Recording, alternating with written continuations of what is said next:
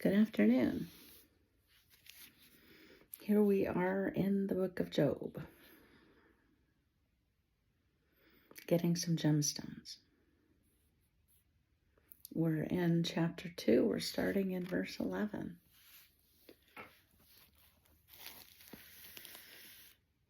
Now, when Job's 3 friends heard of all of this adversity that had come upon him, each one came from his own place.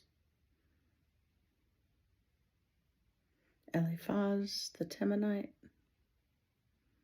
Bildad the Shuhite, and Zophar the Naamathite. There we go. Naamathite. News had traveled. Sometimes that's the hard part of it all, when other people know what you're going through.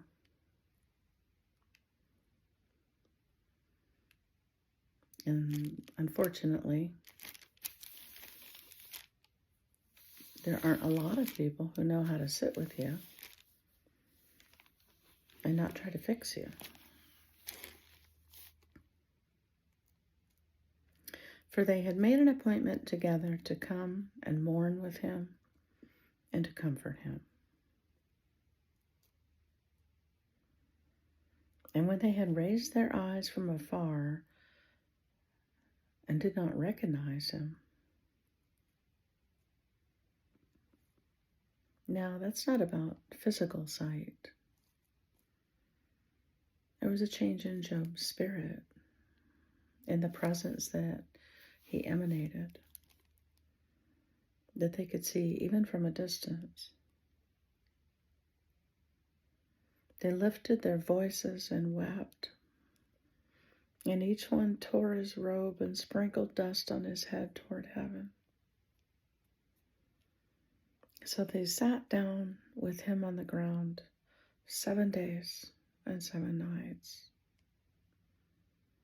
And no one spoke a word to him, for they saw his grief was very great.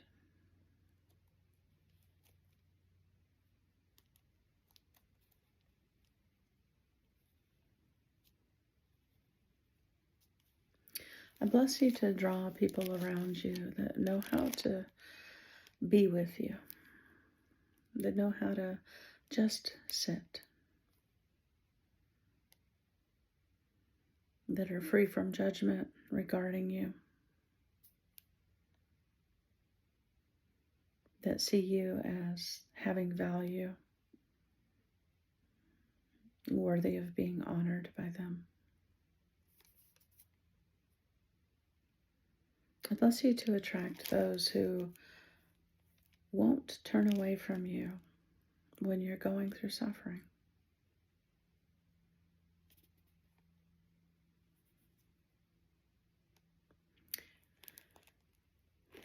It sounds like a cliche when we say it out loud. But when you know it as your truth, that the Lord really will never leave nor forsake you.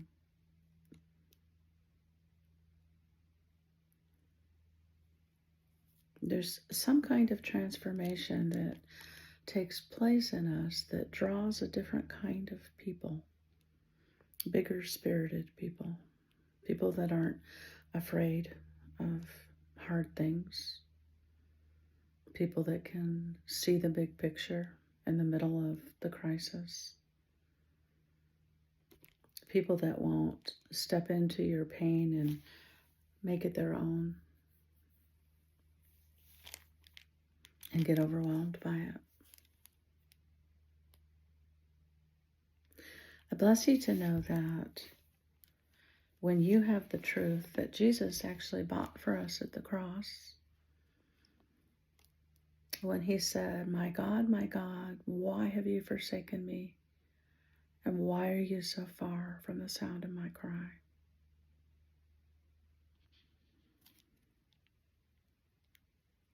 He was willing to go the ultimate distance any human could ever go to make a way for those of us who've experienced breach, who've experienced distance, to find our way back again.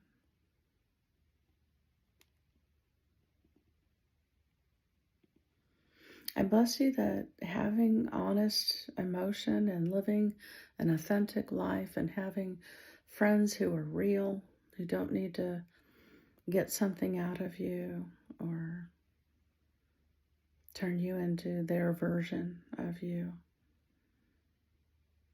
There's a fulfillment relationally about that kind of life.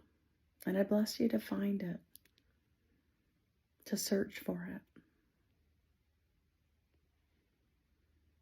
I bless you to recognize when someone is in your life and they're not honoring you. That it's okay to not open up all of your heart and share all of your stuff. That you get to choose who's safe to trust and who you want to keep on the outside of your sheep gates.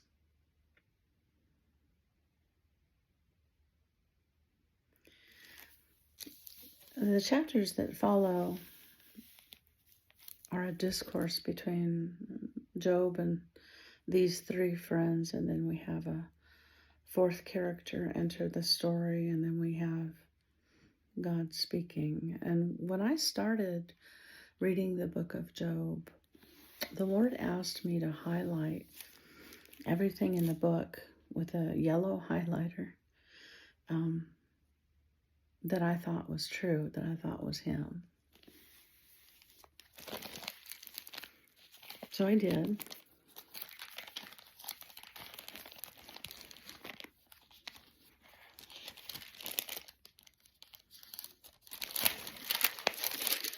And I didn't highlight a lot of the arguments that Job's friends had, because I didn't think, that they were real.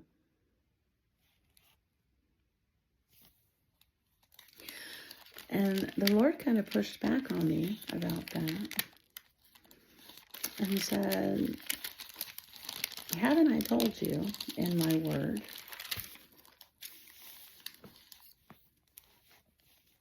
I'm looking through Peter, that all scripture is inspired by God. It's profitable for reproof, instruction, right? And so I had a conflict.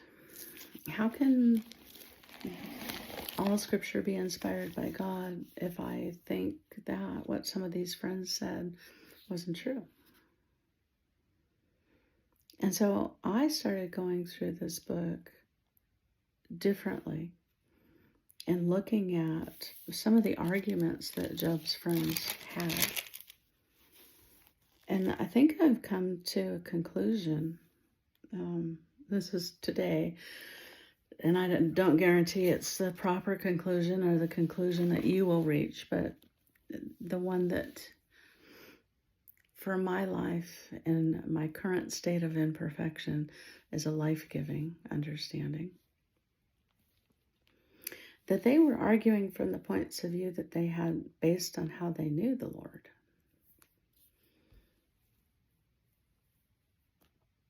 And don't we all do that?